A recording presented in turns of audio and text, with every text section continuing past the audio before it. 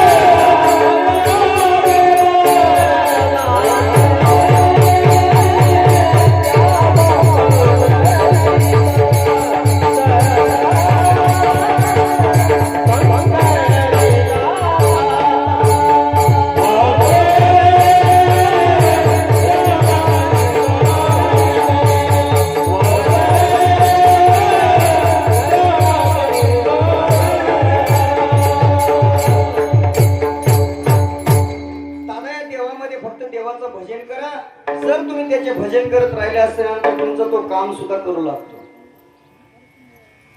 तुम्ही देवाचं जर भजन केलं आणि अचानक जर तुम्हाला कंटाळा आला तो देव तुमचा भजन सुद्धा भजन करू लागतो तुम्हाला यात नवल नाही पण भजनाबद्दल तुमची पूर्ण सेवा सुद्धा करतो न सांगता तुम्हाला कळू येते अंतर विश्व विश्वंभर परी हरची न लगे त्या देवाला काही नाही महाराज तुम्ही कसंही बोलवा अब तुम्हाला माहितीये का ज्यावेळेस पांडवांनी द्रौपदीचं वस्त्र हरण ज्यावेळेस त्याच्या वेळेस केलं फक्त त्यावेळेस देवानी फक्त तो या ठिकाणी द्रौपदीच्या घरचं एक पान खाल्लेलं होतं कशाचं मेथीचं एक पान तरी देवाचा धावा केलं तरी त्यांना तिथं वस्त्र पुरवण्याचं काम केलं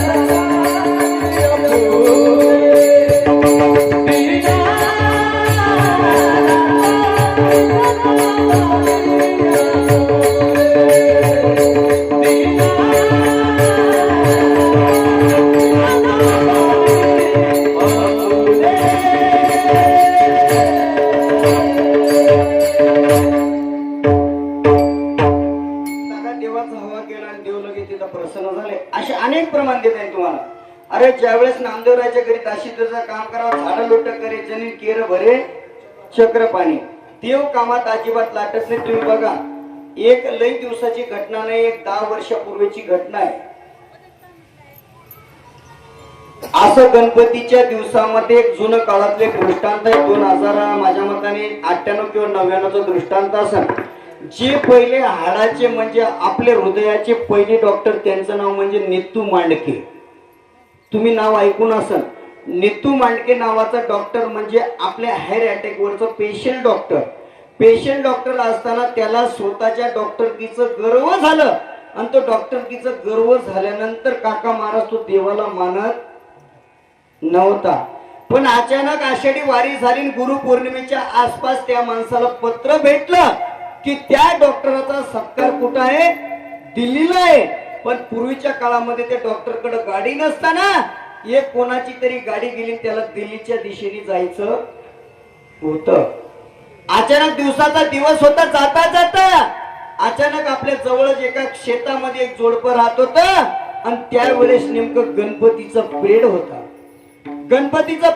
अचानक पाणी भरपूर मुसळधार लावून धरलं, गाडी समोर काही दिसायला तयार नाही आणि ज्या वेळेस ते गरीब दाम्पत्याच्या घरी थांबायची वेळ आली आणि वेळ आल्यानंतर त्यांची वेळ पोचायची झाली आणि त्या बाईची आणि त्या माणसाची बिचारीची आरतीची वेळ व्हायची होती, गणपतीची आरती. ते म्हणतात दादा तुम्ही इथं बसा. ड्रायव्हर होते, नितू मांडके होते, ते तिथं त्यांना थांबा म्हटले, ते खाली काही बसले नाही. आणि नकळतच त्यांना 1 वर्षाचं बाळ जन्माला आलेलं होतं आणि त्यांनी आपल्या गणपतीची आरती केली आणि दुसऱ्या चरणापर्यंत येत असताना तो 1 वर्षाचं बाळ जोरात रडायला लागलं. नितू मांडके म्हणते काय बाई, तुला काही वाटतं का, ती आरती नंतर करतो, देव नंतर कर, पहिले ते बाळाला सांभाळ.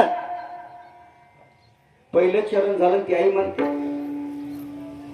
दादा पहिले माझी देवाची आरती झाल्याशिवाय त्याला किती रडू द्या, मी त्याला घेणार नाही. दुसरं चरण झालं, ज्यावेळेस लंबोदर लागायचा मुलगा अजून जोरात रडतो. नितू मांडके डॉक्टर म्हणता अगं बाई तुला काही डोकं आहे का नाही, अरे त्या देवापेक्षा त्या बाळाला सांभाळ. त्यावेळेस बिचार त्या माताला रावले गेलं नाही. महाराज ती डॉक्टर साहेबांना म्हणते साहेब तुम्ही अवघ्या 2 मिनिटांमध्ये एवढं वैतागले असाल तर मी रात्रंदिवस तसंच काढत आहे, तो रडतोय, तुम्हाला काय सांगावं. आरती झाली, पाणी दिलं आणि थोड्या वेळाने विचारायला लागली मग तो तुमचा बाळ एवढं रडतो तुम्ही सांभाळ करत नाही का. दादा मी त्याला नको त्या ठिकाणी नेण्याचा प्रयत्न केला पण त्याला कुठंच फरक पडत नाही. अरे मी त्याला जालन्याला नेलं, औरंगाबादला नेलं, नाशिकला नेलं. आता शेवटची इच्छा एकच आहे, कोणीतरी म्हणतात की माझ्या लेकराच्या हृदयाला छिद्र आहे आणि त्याचं ऑपरेशन करणारा फक्त एकच डॉक्टर आहे, त्याचं नाव मी यातून ऐकून आहे की तो नितू मांडके नावाचा डॉक्टर मुंबईला. पण मला तर 25 रुपयाच्या मूलमजुरीने कोणी लावत नाही, त्याची फी तर 4 लाख रुपये. मग त्या डॉक्टरकडे जाणं शक्य नाही.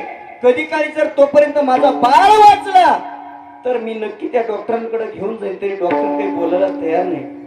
डॉक्टर मनातल्या मनात विचार करतो, अरे देवाने कधी काळी 10-12 वर्षानंतर लेकरू दिलं आणि तो लेकरू देत असताना त्याला एवढं छिद्रे होते आणि तो डॉक्टर मनातल्या मनात म्हटला बाई मला आता त्या देवाचं आणि त्या आईबापाचं महत्व कळालं, आजपासून माझा सत्कार केला, त्या गणपती बापाने कृपा केली, तेव्हापासून तो नितू मांडके देवही मानायला लागला. आणि त्या मातेला म्हणतात तुला आता जाण्याची गरज नाही, नितू मांडके तुझ्या घरी ये. तुम्ही विचार करा महाराज, विठ्ठल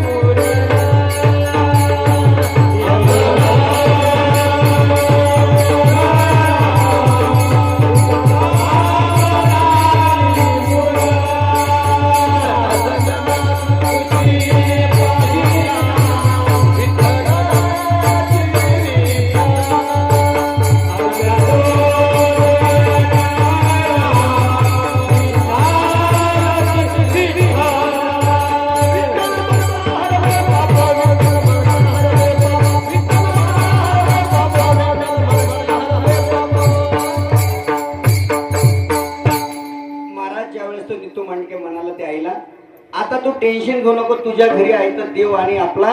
आणि त्या दिवसापासून तो गणपती बाप्पाला नितकून मांडके मानायला लागला. आणि ज्यावेळेस त्याने सत्काराचा तिरस्कार केला, आता पहिले या बाळाचा जीव वाचवायचं आणि नंतर सत्काराला जायचं. तुम्ही विचार करा, त्या बाळात त्याला देव दिसला, तो बाळ वाचला तर वाचलाच, पण कालांतराने महाराज अनेकाचा जीव वाचवणाऱ्याला डॉक्टरची वेळ सुद्धा तीच आली.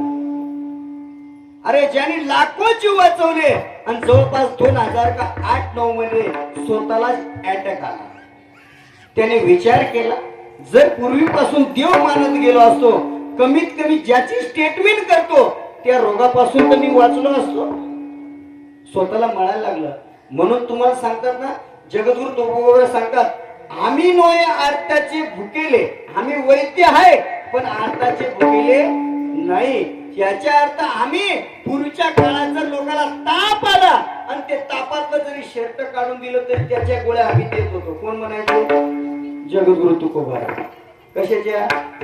अंगावरचं शर्ट काढलं तरी. आता डॉक्टर उलट पालट आपल्यालाच करतो, काय झालं ते म्हणतो, तो विषय सोडा. विठ्ठला की आपल्याला या कलियुगामध्ये अत्यंत भजवांचा विषय. आणि भजन तुम्ही इथं